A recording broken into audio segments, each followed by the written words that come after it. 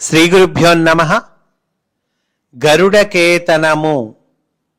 ఇది శ్రీకృష్ణ కథా విశేషములను, అందులోని ధర్మమర్మములను, తత్వమును, పరమార్థమును మనకు చక్కగా అందచేయునటువంటి పరమపావనమైన గ్రంథము. ఇందలి కథ పూర్తిగా వ్యాస మూలమును అనుసరించినటువంటిది.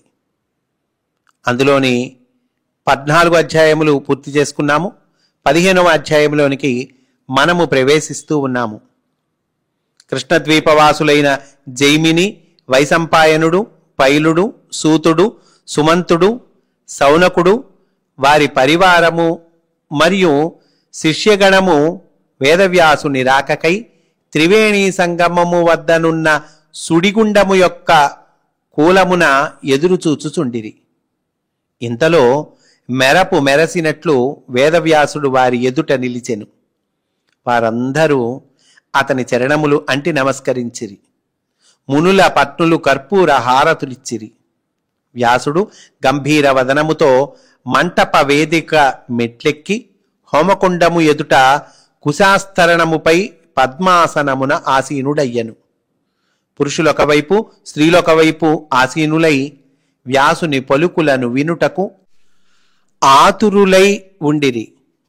అనునిత్యము వేద విద్య, వేదాత్మకుడైన భగవానుని లీలలు మొదలైన అంశములను ఆయన వివరించుటయు, అక్కడి శిష్య ప్రశిష్యులు వ్యాసుని ప్రశ్నించి తమ సందేహములను నివృత్తి చేసుకొనుటయు పరిపాటి. ఆనాడు కృష్ణ చతుర్దశి అగుట వలనను సూర్యాస్తమయానంతరము జాము గడిచినందునను ఆకాశమున చంద్రుని జాడలేదు. వ్యాసుని వాగమృతమును గ్రోలుటకై అందరును ఆయనపై దృష్టి సారించిరి. కొన్ని క్షణములు మౌనముద్రను వహించి వ్యాసమునీంద్రులు ఇట్లు పలికిరి: మానవ చరిత్రలోనే ఈ దినమొక దుస్వప్నము వంటిది. కాని మరలా అందొక కాంతి రేఖ కూడా ఉదయించినది. ఈ మాటలు వినుచున్న అతటి వారు సంభ్రమముతో మునీంద్రుడు చెప్పబోవు విషయము ఎట్టిదో అని ఆతురతనుందిరి. వ్యాసమునీంద్రుడు ఇట్లు కొనసాగించెను: హస్తినాపురాధీసుడైన ధృతరాష్ట్రుని ఆజ్ఞను అనుసరించి పాండుకుమారులు హస్తినకు చేరినట్లు నిన్న తెలిపి ఉంటిని కదా. నేటి ఉదయము నూతనముగా నిర్మితమైన సభాభవనమునందు పెద్ద తండ్రి గారి తనయులతో ద్యూతమాడుటకై యుధిష్ఠిరుడును తమ్ములను ఆహ్వానింపబడిరి. ద్యూతక్రీడ ధర్మసమ్మతము కాదనియు, అది అనర్థములకు దారితీయుననియు ధర్మనందనుడు మరి ఒక మారు ధృతరాష్ట్రాదులను హెచ్చరించెను. అయినను వారు ఆడుటను కోరుట వలన యుధిష్ఠిరుడు అంగీకరించెను. పాపం ధర్మరాజు ఇప్పటికి చాలాసార్లు చెప్పాడండి, ద్యూతక్రీడ ధర్మసమ్మతం కాదు, వద్దు అని చెప్పాడు. అయినా వాళ్ళు కోరటం వల్ల ఇదిగో ధర్మరాజు అంగీకరించాడు. అంతటా వైశంపాయనుడు ఇట్లు ప్రశ్నించెను. చక్కగా ఋషులు మాట్లాడుకుంటూ ఉన్నారండి, ఈ సన్నివేశాన్ని గురించి చెప్పుకుంటూ ఉన్నారు. అచట భీష్మ, ద్రోణ, విదురాదులకు పెద్దలు లేరా? వారు దీనిని ఎట్లంగీకరించిరి? ఈ అధ్యాయంలో ఋషులు వారి సందేహాలను వెలుబుస్తూ ఉంటారు. వ్యాస భగవానుడు ఆ సందేహ నివృత్తి చేస్తూ ఉంటాడండి. ఇవన్నీ మనకొచ్చే సందేహాలే. మన కోసమని అదిగో ఆ ఋషులు మాట్లాడుకుంటూ ఉన్నారు. వ్యాస భగవానుడు అంటూ ఉన్నారు: భీష్ముడు ఇట్టి అనర్థము జరుగకుండా నిలువరింపగల సామర్థ్యము కలవాడు. అయినను ధృతరాష్ట్రాదులయందు గల వ్యామోహముచే ధర్మచ్యుతుడై మౌనము వహించెను. ద్రోణుడెట్లును భోగలాలసచే వారి కొలువును పట్టి వ్రేలాడుచుండువాడు కనుక అధర్మము జరుగుచున్నను మౌనము వహించెను. విదురునకు ఈ అకార్యమును నిలువరించు అధికారము గాని బలము గాని లేవు. అయినను అతడు మిన్నకుండక ధృతరాష్ట్రుని, అతని జ్యేష్ఠపుత్రుని కూడా దృఢములైన వాక్కులతో హెచ్చరించెను. ఈ ద్యూతము సాగనిచ్చినచో ధృతరాష్ట్రుని సంతతియు వారి అనుచరులను సమూలముగా దహింపబడగలరని కూడా హెచ్చరించెను. అయినను అతని మాటలను వారు పెడచెవిన పెట్టిరి. దుర్యోధనుని పక్షమున శకుని ద్యూత క్రీడను ఆరంభించెను. ధర్మనందనుడు తాను తెచ్చిన రత్నరాసులను పందెముగా వడ్డగా శకుని పాచికలు వేయుట ఆరంభించెను. యుధిష్ఠిరునికి పాచికలు వేయు అవకాశము రాకుండగానే శకుని క్రమముగా యుధిష్ఠిరుడొడ్డిన రత్నరాసులను, ధనమును, దాసీలకు స్త్రీజనమును, పరిచారకులకు పురుషులను గెలుచుకొనెను. ద్యూతము అట్లే కొనసాగి సువర్ణ రాసులను, అశ్వములను, గజములను, సమస్త సైన్యమును కూడా యుధిష్ఠిరుడు పణముగా పెట్టి వానిని కోల్పోయెను. అంతటా విదురుడు జరుగబోవు అనర్థమును ధృతరాష్ట్రునికి మరి ఒక మారు హెచ్చరిక చేసి అన్నిటికీ కారకుడైన దుర్యోధనుని పరిత్యజించుట కురువంశమునకే హితకరమని గుర్తు చేసెను. ఆపై దుర్యోధనుడు విదురుని తీవ్రముగా దూషించెను. ధృతరాష్ట్రుడు మిన్నకుండెను. బాల్యము నుండి తనను తన తమ్ములను కాపాడుచూ పెంచిన విదురుడు తనకు తన వంశమునకు హితమును గూర్చుచూ పలికిన వాక్కులు దుర్యోధనునికి రుచింపలేదు. తుదకు అంతటి సభలో పితృసమానుడకు విదురుని దూషించుటకు కూడా అతడు జంకలేదు. కృతఘ్నుడగు ధృతరాష్ట్రుడు కూడా తన పుత్రుని చేష్టలను సమర్థించెను. అనగా జైమిని మహర్షి అడుగుతూ ఉన్నారండి. జైమిని జ్యోత విద్యలో ప్రవీణుడై ఉండియు పణముగా పెట్టిన వానినెల్లా యుధిష్ఠిరుడిట్లు కోల్పోవుట వలన అది మాయాద్యూతమని వెల్లడియగుచున్నది కదా. అట్లు కోల్పోవచ్చు కూడా అతడు ద్యూతమును కొనసాగించుట ఎట్లు సంభవించినది అని అడిగాడండి. అప్పుడు వ్యాసుడు అంటున్నారు, ఎవరు తనను దేనిని అడిగినను మరి ఏ విధముగా ఆజ్ఞాపించినను దానిని తన ఆజ్ఞగా ఎంచి నెరవేర్చవలెనని యుధిష్ఠిరునికి వాసుదేవుడు ఆనతిచ్చెను. కావున ఇందు యుధిష్ఠిరుని కర్తృత్వము ఇసుమంతయు లేదు. అంటే కృష్ణుడు చెప్పాడు కదండి, ఎవరు నిన్ను ఏ విధంగా ఆజ్ఞాపించినా అది నా ఆజ్ఞగా ఎంచి నెరవేర్చవలెను అని చెప్పాడు. ఇందువల్ల ధర్మరాజు కర్తృత్వం లేదు ఇందులో. యుధిష్ఠిరుడు ద్యూత నిపుణుడే కాని ద్యూత ప్రియుడు కాడు. తన కోరికగా అతడు ఆడుటలేదు. కనుకనే కపట ద్యూతమని తెలిసియు కొనసాగించెను అనగా పైలుడు అంటున్నాడు. అటుపైన ఏమైనది అనగా వ్యాసుడు చెప్తూ ఉన్నారు. శకుని సూచనతో వరుసగా తన సామ్రాజ్యమును తనకు విధేయులైన తమ్ములను పణముగా పెట్టి కోల్పోయెను. తుదకు తనను తానే పణముగా పెట్టి కూడా పందెమును కోల్పోయెను. ఇక తన వద్ద పందెముగా పెట్టుటకు ఏమీయూ లేదని ప్రకటించెను. అంతటా శకుని పాండవ పత్నియగు కృష్ణను పందెముగా ఒడ్డి గెలిచి ఆ విధమున ద్యూతమును కోల్పోయిన వానినెల్లా తిరిగి పొందవచ్చునని పలికెను. అప్పుడు సుమంతుడు అడుగుతూ ఉన్నాడు.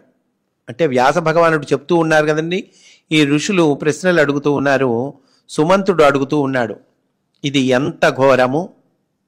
తన నొడ్డి కోల్పోయిన యుధిష్ఠిరునకు ఆమె నొడ్డుటకు అధికారం ఎచ్చటిది? తనను తానే పందెంగా పెట్టుకుని ఓడిపోయాడు కదా, మరి ఇప్పుడు ఆమెను పందెంగా పెట్టే అధికారం ఆయనకి ఎక్కడిది అని అడుగుతూ ఉన్నాడండి సుమంతుడు. అప్పుడు వ్యాసుడు చెప్తూ ఉన్నారు, ధర్మనందనునికి ఈ సూక్ష్మము తెలియనిది కాదు. అయినను పైన చెప్పిన కారణమున శకుని మాటలకు తలయొగ్గి ఆమెను పణముగా పెట్టెను.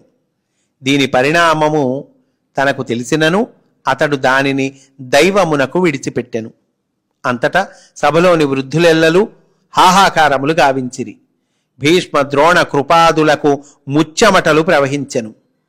విదురుడు రెండు చేతుల మధ్య శిరమును పట్టుకొని స్పృహ కోల్పోయిన వాడయ్యను. శంతను సోదరుడగు బాహ్లికుడు, అతని సుతుడగు సోమదత్తుడు, వాని కుమారుడగు భూరిశ్రవుడు సంజయుడు, ధృతరాష్ట్రునకు దాసియందు జన్మించిన యుయుత్సుడు మున్నగు వారు తలలు దించుకొనిరి. యాజ్ఞసేనిని పణముగా నొడ్డి క్రీడ సాగించుచుండగనే ధృతరాష్ట్రుడు ఉత్కంఠతో పందెములో ఎవరు గెలిచిరని తన పరిచారకుని ప్రశ్నించెను. ఆ పందెమును గెలిచిన వెంటనే శకుని, దుర్యోధనుడు, కర్ణుడు మున్నగువారు మదోన్మత్తులై పాండవ పత్నిని గూర్చి ఇప్పుడు కౌరవుల పరిచారిక అని ప్రేలాపనలు గావించిరి. అనగా సూతుడు అడుగుతూ ఉన్నాడు, స్త్రీజాతికే రత్నము వంటి ద్రుపద రాజపుత్రిని గూర్చి వారిట్లు ప్రేలాపనలు చేయుచున్నప్పుడు కూడా గాంగేయుడు మిన్నకుండెనా? భారత ధర్మమునకై విఘాతము కలిగించు ఇట్టి సన్నివేశమును సకల ధర్మములు తెలిసినవాడు భగవద్భక్తుడై ఉండి కూడా అతడిట్లు ఉదాసీనుడై ఉండుట సహింపరానిది అన్నాడండి. అప్పుడు వ్యాసుడు అంటున్నారు, భీష్ముడు ధర్మములు తెలిసినవాడే కాని ప్రస్తుతము ధర్మాచరణ యందు క్రియాశూన్యుడు. ఇప్పుడతడు ధృతరాష్ట్రునకు తోక వంటివాడు. మదోన్మత్తుడగు దుర్యోధనుడు తమకు దాసిగానైనా పాండవ పత్నిని సభలోనికి కొని రమ్మని విదురుని ఆజ్ఞాపించెను. అంతటా రోషముతో దుర్యోధనుని దూషించుచు విదురుడిట్లు పలికెను, నీవు కాలపాశముచే బంధింపబడి మృత్యువుకు చేరువగుచున్నావు. మూర్ఖుడా, ముందుగానే తన నొడ్డి ఓడిన యుధిష్ఠిరునకు ఆపై ద్రౌపదిని ఒడ్డుటకు అధికారమెక్కడిది? అందుచేత ఆమె ఎన్నటికీ మీ దాసి కానేరదు అన్నాడండి. ఇట్లు పలికి విదురుడు, ఈ దుర్యోధనుడు కురువంశమును సమూలముగా నాశనము చేయు చర్య చేపట్టెనని సభాసదులను హెచ్చరించెను.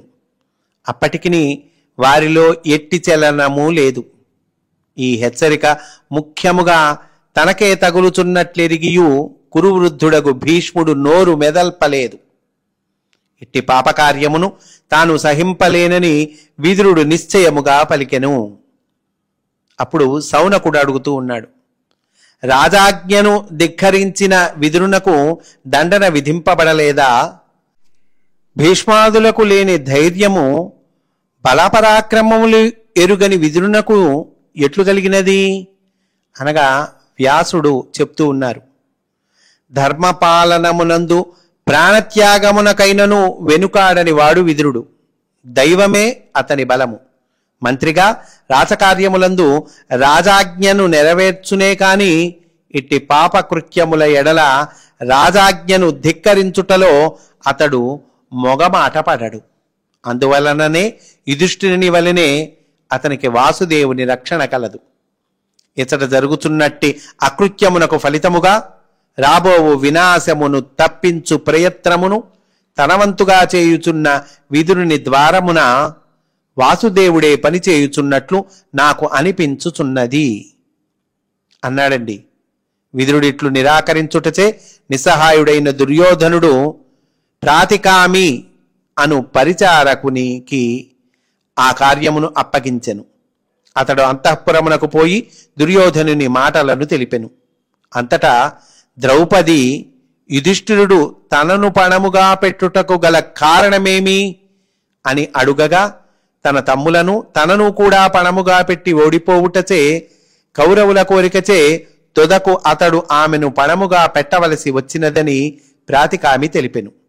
అంతటా ఆమె ఈ విషయమును సుస్పష్టము చేయుడని యుధిష్ఠిరుని వద్దకు ప్రాతికామిని పంపెను. మళ్ళా ఆ ప్రాతికామిని ధర్మరాజు దగ్గరికి పంపించిందండి. నాకు ఈ విషయాన్ని సుస్పష్టం చేయమని పంపించింది. అంతటా యుధిష్ఠిరుడు నిశ్చేష్టుని వలె ఉండుట వలన ఆమె ప్రశ్నకు ప్రత్యుత్తరము ఇయ్యజాలకపోయెను. అప్పుడు జైమిని మహర్షి అడుగుతూ ఉన్నాడు మళ్ళీ, ధర్మనందనుడు వాస్తవముగా నిశ్చేష్టుడై ఉండెనా లేక అట్లున్నట్లు ఎల్లరకు కనిపించనా అంటే అప్పుడు వ్యాసుడు చెప్తూ ఉన్నారు, ఈ సన్నివేశమును నివేదించుటకై అతని మనస్సు శ్రీకృష్ణుని గూర్చిన ధ్యానమునందు నిలుచుటచే అతని శరీరము కొద్ది క్షణములు నిశ్చేష్టితముగా కనిపించెను. అంతటా దుర్యోధనుడు ద్రౌపదిని సభాసదుల ఎదుటనే యుధిష్ఠిరుని ప్రశ్నించున్నట్లుగా తెలియచేయుమని ప్రాతికామికి చెప్పెను. అయ్యా, ఆ ద్రౌపదిని వచ్చి ఈ సభలో సభాసదుల మధ్యలోనే ఇదిగో ఈ ధర్మరాజును అడగమని ప్రాతికామికి చెప్పి పంపించాడండి. మళ్ళీ ఈ దుర్యోధనుడు.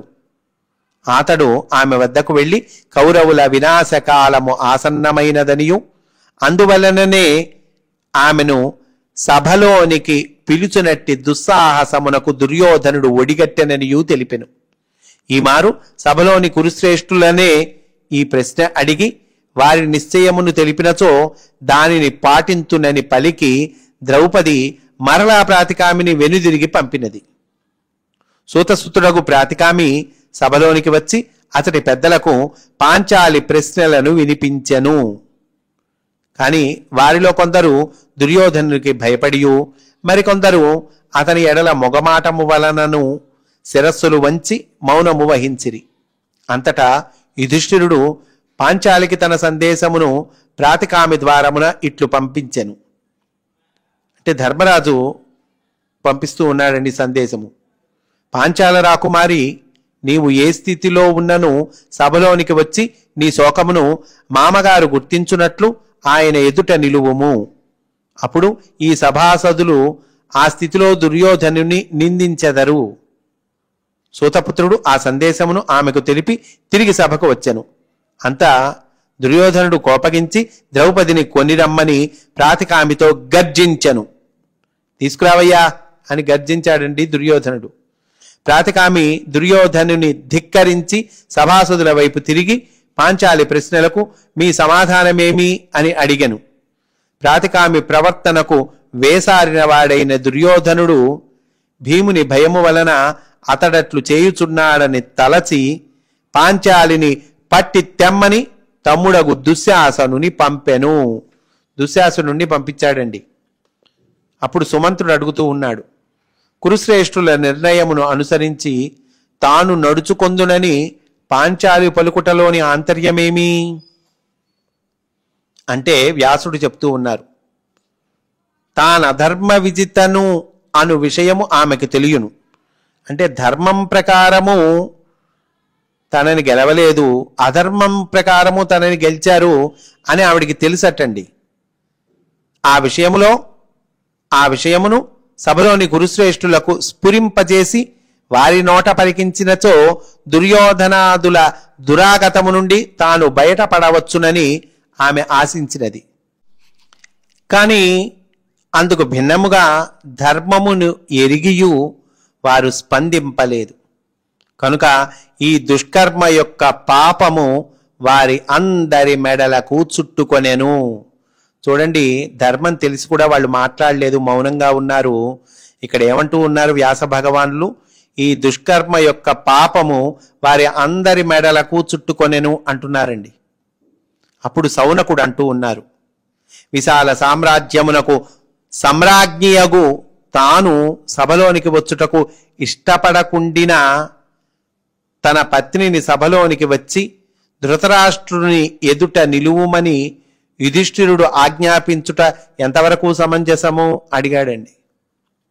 అప్పుడు వ్యాసుడు అంటూ ఉన్నారు, యుధిష్ఠిరుడు అజాతశత్రుడు కనుక ధృతరాష్ట్రుని సభాసదులను వినాశము నుండి తప్పించుటకు మరి ఒక అవకాశము కొరకై అతడు అట్లు ఆనతిచ్చెను. ఆమెను ధృతరాష్ట్రుని ఎదుట నిలువమనుటకు కారణము తన కోడలి దుస్థితిని గుర్తించి అయినను అచ్చటి దురాగతమును అతడు నిలువరించినచో మిగిలిన సభాసదులు కూడా ధైర్యమునొంది దానిని సమర్థింపవచ్చునని ఎంచి దాని వలన ఎల్లరకు హితము కలుగుటకై అతడు ప్రయత్నించెను. ఆ ప్రయత్నమున తన పత్నికి అసౌకర్యమైనను అతడు వెనుకాడలేదు. ఇంతటి ధర్మనిష్ఠుడు కావుననే అతడును అతనితో పాటుగా అతనిని ఆశ్రయించిన వారును కూడా వాసుదేవుని రక్షణమునకు నోచుకొనుచున్నారు అనగా వైశంపాయనుడు అంటూ ఉన్నారు.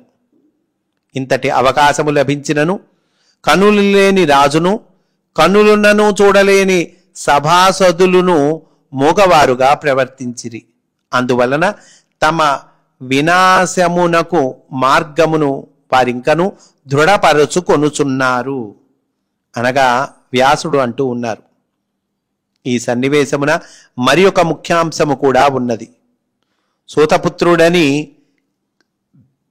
కర్ణుని అంగరాజ్యాభిషిక్తుని గావించిన సన్నివేశమున తన సర్వసమానత్వమును విశాల దృష్టిని చాటుకొన్న దుర్యోధనుడు తన తండ్రికి ప్రధానమంత్రి మాత్రమే కాక చిన్ననాటి నుండి తమకు తమ రాజ్యమునకు రక్షకుడు హితైషి అగు దాసీపుత్రుడైన విదురుని మాటను ధిక్కరించుటలో తన సంకుచితత్వమును వ్యక్తపరచుచున్నాడు. తన రథసారథి యొక్క పుత్రుడైన ప్రాతికామి కూడా తన ధర్మ ప్రతికూలతను గుర్తింపగలిగెను. ఈ సూతసుతుడు కౌరవ రాజ్యమందలి సామాన్య ప్రజలకు ఒక ప్రతినిధియే కదా. దుర్మతియగు దుశ్శాసనుడు పరుషముగా పలుకుచు ద్రౌపదిని సమీపించుచుండగా ఆమె అట నుండి లేచి గాంధారియు కౌరవ పత్నులను ఉన్న ప్రదేశమునకు ఆర్తితో పరిగెత్తినది. దుశ్శాసనుడు ఆమె వెంట పరిగెత్తెను. దీనిని ఎరిగిన గాంధారియు తమ సాటి వనితకు జరుగుచున్న ఈ అత్యాచారమును ప్రత్యక్షముగా వీక్షించుచున్న కౌరవ పత్నులను తమ మగవారి వలనే దానిని వారింపక మిన్నకుండిరి. రాజసూయావభృద స్నానముచే పవిత్రములైన ఆమె శిరోజములను కేలబట్టి ఆ దురాత్ముడు ఆమెను కురుసభలోనికి ఈడ్చుకొనిపోయెను. ఆమె తమచే ధర్మ విజిత అనియు ఆమె ఏకవస్త్ర అయినను వివస్త్ర అయినను తమకు పట్టింపు లేదనియు కర్ణుడు నీచముగా పలికెను. ఆమె దీనావస్థను గాంచిన పాండునందనులు క్రోధోద్దీప్తులును దుఃఖాక్రాంతులును అయిరి. శకుని కర్ణులు దుశ్శాసనుని చేష్టకు సంతోషించి అతనిని అభినందించిరి. అంతటా భీష్ముడు తన మౌనమును సమర్థించుకొనుచు శకుని చేయుచున్న మోసమును తెలిసి కొనలేక ధర్మనందనుడు ఇట్టి స్థితిని పొందెనని పలికెనే గాని ఆమె ప్రశ్నకు సమాధానము చెప్పలేదు. అంతటా పాంచాలి విలపించుచునే ఇట్లు పలికెను. వృద్ధులు లేని సభ సభ కాదు. ధర్మమును తెలుపలేని వృద్ధులు వృద్ధులు కారు. సత్యముతో కూడని ధర్మము ధర్మము కాదు. వంచనతో కూడిన సత్యము సత్యము కానేరదు.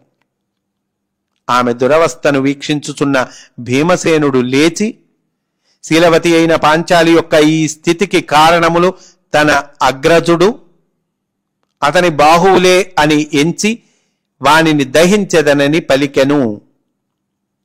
అంతటా అర్జునుడు అతనిని శాంతపరచెను. ఆపై పాండునందనుల యొక్కయు పాంచాలి యొక్కయు హృదయ విదారకమగు ఆ స్థితిని గుర్తించి ధృతరాష్ట్రుని కుమారులలో మూడవ వాడైన వికర్ణుడు లేచి పెద్దల మౌనమును ఖండించుచు 5 సోదరులకు పత్ని అయిన ఆ సాధ్విని పణముగా పెట్టుటకు యుధిష్ఠిరునికొక్కనికే అర్హత ఎట్లున్నదని ప్రశ్నించెను. ఏవయ్యా, ఆవిడ 5 భార్య కదా, ఆవిడ్ని పణంగా పెట్టడానికి ధర్మరాజుకు ఒక్కడికే ఎట్లా అర్హత ఉంది అని ప్రశ్నించాడండి. ఎవరు? ఇదిగో వికర్ణుడు అనేటువంటి వాడు. ఇతను కూడా ఈ ధృతరాష్ట్రుని కుమారుడే. ఆమె ధర్మ విజిత కాదనియు ఏకవస్త్రను సభలోనికి కొని రాకూడదనియు ఆ సభలో అతడొక్కడే తేల్చి చెప్పెను. అంతటా కుపితుడైన కర్ణుడు అతనిని గర్హించుచు ఇట్లు పలికెను. గ్రాసమును మేయుచున్న పశువులు తాము తినుచున్న గడ్డినే త్రొక్కివేయుచున్నట్లు కురువంశమున జన్మించియు నీవిట్టి పలుకులను పలుకుచున్నావు. భీష్మ ద్రోణ కృపుల వంటి వృద్ధులు నీమాత్రపు ధర్మవిధులు కారా? ద్రౌపది మరలా మరలా ప్రశ్నించినను వారు మిన్నకుండిరి కదా, మరి నీకే పట్టినదేలా? ఏకవస్త్రగానున్న ఆమెను సభలోనికి కొనివచ్చుట అధర్మమని వదరితివి. స్త్రీకి ఒక్కడే భర్త ఉండుట శాస్త్ర విధి విధానము కదా. మరి 5 భర్తలు కల ఈమె నిశ్చయముగా వేశ్యయే అగును కనుక ఆమెను ఏకవస్త్రగానైనను వివస్త్రగానైనను ఎచటకు కొనివచ్చుటలో దోషము లేదని నా నమ్మకము. వికర్ణుని ఇట్లు శాసించి కర్ణుడు ద్రౌపదీ వస్త్రాపహరణము గావింపుమని దుశ్శాసనుని ఆజ్ఞాపించెను. వాని ఆజ్ఞను శిరసావహించి దుశ్శాసనుడు పాంచాలిని వివస్త్రను చేయుటకు ప్రయత్నించుచుండగా ఆమె తన వస్త్రమును పట్టుకొని అతని ప్రయత్నమును నిరోధింప ప్రయత్నించెను. వ్యాసుడు చెప్పుచున్న ఈ వృత్తాంతమును ఆలకించుచున్న అచటి వారి నయనములు అశ్రుధారాసిక్తములైనవి. వ్యాసుడును ఆయన ప్రధాన శిష్యులకు జైమిని వైశంపాయనాదులును నిశ్చల ధ్యాన స్థిమితలోచనులైరి. కొంత తడవైన వెనుక సుమంతుడు ఇట్లనెను. అచట దుష్టులైన ధృతరాష్ట్ర నందనులును కర్ణుడును పాంచాలి ధర్మ విజిత అనియే నిరూపించుటకు అనేక వాదములు వినిపించిరి. అందుకు కొన్ని స్వవచో వ్యాఘతములుగా ఉన్నవి. ఒకవేళ ధర్మ విజిత అయినను సభలో స్త్రీని వివస్త్ర చేయుట పైశాచిక కృత్యము. దానికి కర్ణుడు ప్రత్యేకముగా ఇట్టి అకృత్యమునకు ఆజ్ఞాపించుటయు, దుర్యోధనుడు మౌనముగా అంగీకారము తెలుపుటయు, వారికి ఆమెపై ప్రత్యేకముగా పగబూనిన కారణము వలననే అని నాకు తోచుచున్నది అనగా వ్యాసుడు అంటూ ఉన్నాడు. నీ ఆలోచన సరి అయినదే. దుర్యోధనుడును కర్ణుడును పాంచాలి స్వయంవర సందర్భమున అచటికేగిరి. వారిరువురు ఎవరికి వారు ఆమెను పొందవలయునను వాంఛ కలవారు. సూతపుత్రుడకు తనను తాను వరింపలేనని చెప్పిన ద్రౌపది పలుకులను విని కర్ణుడు ధనుస్సును విడిచి వెనుదిరిగెను. అంటే పాంచాలి స్వయంవర సందర్భంలో అండి. దుర్యోధనుడు మత్స్యయంత్రమును భేదింపజాలకపోయెను. యజ్ఞప్రసాదముగా అయోనిజయ్యై ఆవిర్భవించిన కృష్ణ ఇట్టి దుశ్శీలులకు ఎట్లు దక్కును? అప్పటి నుండి వీరిరువురు ఆమెపై పగ తీర్చుకొనుటకు వలయు అవకాశమునకై ఎదురు చూచుచుండిరి. ఇప్పుడు అట్టి అవకాశమును వారు చేజిక్కించుకొనిరి. తమకు దక్కని స్త్రీని నిండు సభలో వివస్త్రను చేయవలెనను అత్యంత హేయమగు దౌష్ట్యమునకు వారు పాల్పడిరి. తన మానభంగ ప్రయత్నమును ద్రౌపది ఎట్లెదుర్కొనునా అని ఉత్కంఠతో అచట వినుచున్న వారెల్లరూ ముక్తకంఠముతో ఇట్లు పలికిరి. దుష్ట దుశ్శాసనుని ప్రయత్నమును ఎవ్వరును నిలువరింపలేరా.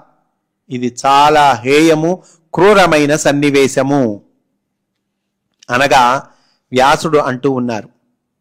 కురుసభలో వారెవ్వరూ ద్రౌపదీ మానభంగ ప్రయత్నమును ఎదుర్కొన ప్రయత్నింపలేదు. ఆపై తనను రక్షించుకొన ప్రయత్నము చేపట్టిన యాజ్ఞసేని వాసుదేవుడు తప్ప మరి ఎవ్వరును తనను కాపాడరు అను నిర్ణయమునకు వచ్చినది. తన రెండు కరములను పైకెత్తి శ్రీకృష్ణుని స్మరించి అతనిని ఆపద్బాంధవుడగు ఆదినారాయణునిగా భావించి ఆ జనార్దనుని ఇట్లు ప్రార్థించెను. సచ్చిదానంద స్వరూపుడవు అగు ఓ కృష్ణ, నీవు మహాయోగివి, విశ్వాత్మకుడవు, విశ్వభావనుడవు. ఓ గోవింద, ఈ కౌరవుల మధ్య కష్టములలో చిక్కుకొని శరణాగతురాలనైన నన్ను రక్షింపుము. అంతటా అంతర్యామి రూపుడు ఆర్తత్రాణపరాయణుడు అగు భగవానుని తేజస్సు అనేక వర్ణముల వస్త్రములుగా రూపొంది ఆమె శరీరమును ఆచ్ఛాదించెను. ఆమెను వివస్త్రను కాకుండా కాపాడిన రుక్మిణీ వల్లభుడు ద్రౌపదిని ఇట్లు అవమానింప ప్రయత్నించిన వారి యొక్కయు, చూచియూ మిన్నకున్న వారి యొక్కయు పత్నుల మాంగల్యములను ఎల్లా హరింతునని తనలో తానే శపథము చేసెను. నేను దానిని ఆలకించి తిని ఆమె వస్త్రములు అక్షయమొగుట వీక్షించి అచటి వారెల్లరూ ఆమెను ప్రశంసించి దుశ్శాసనుని నిందింపసాగిరి. ఇంతలో భీమసేనుడు మహోగ్రుడై గర్జించుచు, దుర్బుద్ధి కుశలుడగు దుశ్శాసనుడు భరతవంశమునకే కళంకము తెచ్చెననియు, తాను యుద్ధమున అతని వక్షమును చీల్చి అందలి రక్తమును త్రాగనిచో తన పూర్వులు పొందిన ఉత్తమ గతిని తాను పొందుట జరుగదు అనియు అందలి సభాసదులతో పలికెను. అందెక్కువ మంది సభాసదులు అతనిని ప్రశంసించి దుశ్శాసనుని నిందించిరి.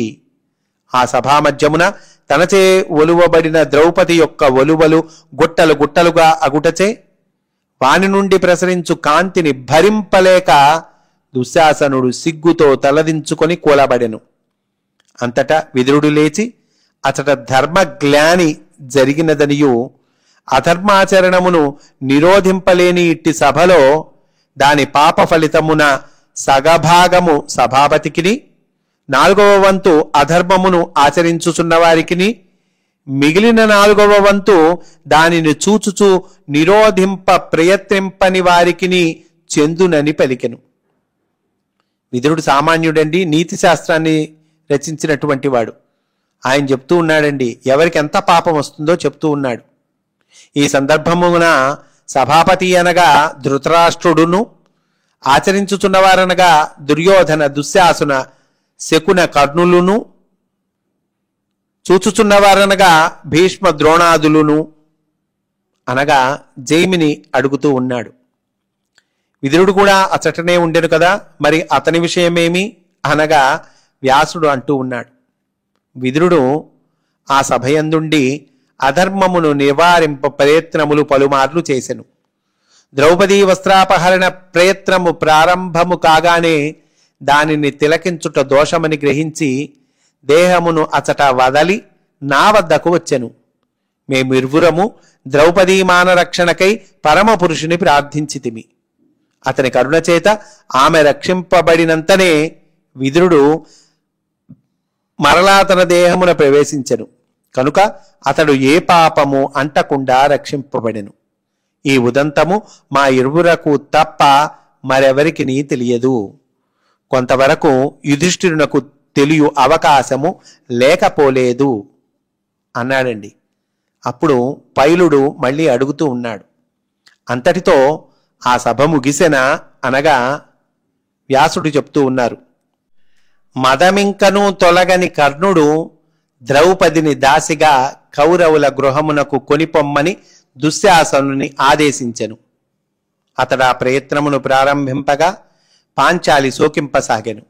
అంతటా భీష్ముడు అనతికాలమునందే కురువంశ నాశనము కానున్నదనియు పాండవులు ఉత్తమ వంశీయులగుటచే మహాసంకటమున కూడా ధర్మమును తప్పలేదనియు పలికి ఆమె ప్రశ్నకు ధర్మనందనుడు మాత్రమే ఉత్తరమీయగలడని పలికెను.